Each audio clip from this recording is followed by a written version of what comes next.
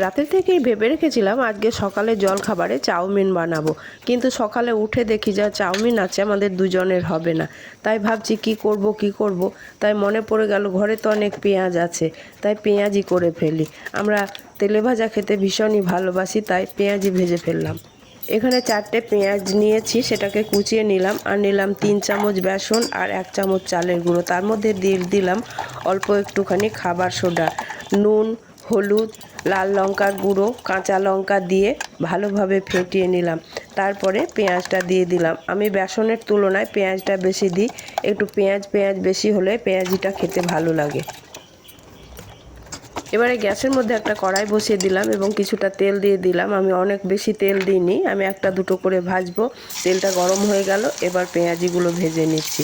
পেঁয়াজিগুলো medium আঁচে ভাজবেন, খুব বেশি আঁচ দিলে পুড়ে যাবে, মুচমুচে হবে না।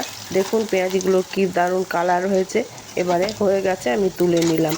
বাকি পেঁয়াজিগুলো ঠিক একই রকমভাবে ভেজে নিলাম। তৈরি হয়ে গেল আমার পেঁয়াজি। সাথে নিয়ে নিলাম মুড়ি, ঝাল লঙ্কার আচার, পাঁপড় ভাজা, শসা, কাঁচা লঙ্কা।